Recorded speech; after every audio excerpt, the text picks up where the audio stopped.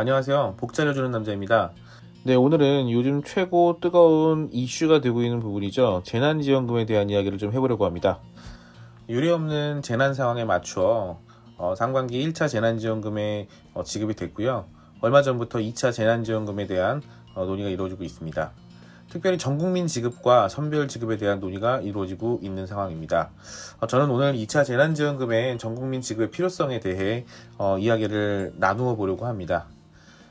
재난지원금의 성격에 맞게 복지적 측면과 경제활성화 측면, 이 두 영역에서 전국민 지급의 필요성에 대한 저의 생각을 나누어 보겠습니다. 네, 먼저 복지적인 측면이고요.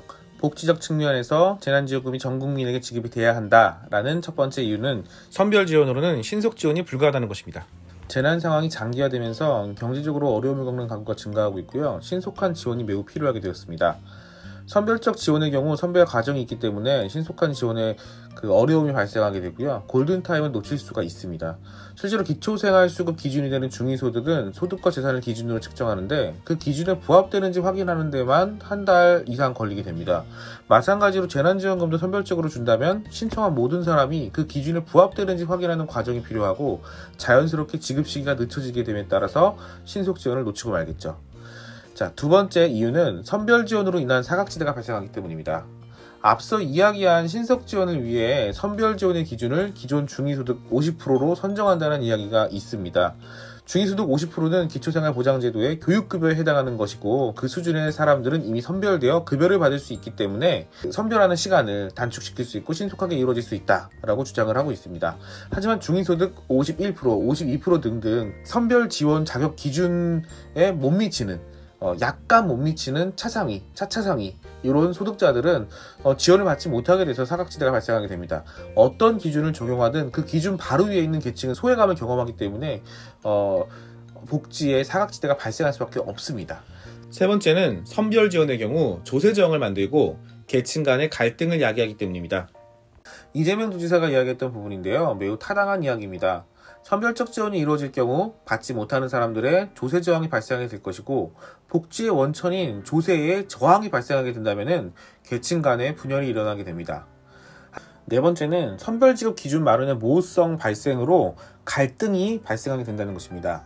선별 지급을 하게 된다면 어떤 계층까지 선별할 것인지 그 기준이 마련되어야 됩니다. 그런데 어떤 기준이 적절한지에 대한 사회적 합의가 짧은 시간 안에 이루어져야 되는데 과연 이루어질 수 있을까요? 전 힘들다고 생각됩니다.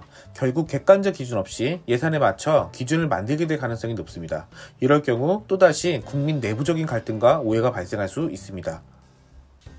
지금까지 2차 재난지원금 전국민 지급의 복지적 측면에서의 필요성에 대해서 이야기를 나누었고요. 이번에는 경제적 측면에서의 전국민 지급 필요성에 대한 이야기를 나누려고 합니다.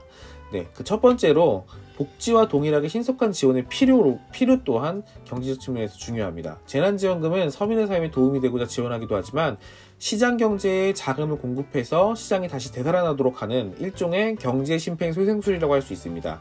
무엇보다 중요한 것은 신속성이라고 할 수 있습니다. 그런 측면에서 선별 지원은 앞서 이야기한 다양한 이유로 신속성이 떨어지게 됩니다. 두 번째로는 선별 과정에 행정비용이 발생하게 됩니다. 과거 아동수당의 경우 선별하여 지급하는 것을 원칙으로 했으나 아동수당 대상자 선별에 필요한 행정비용이 모든 아동에게 지급할 때 추가적으로 발생하는 비용보다 많이 발생하였습니다.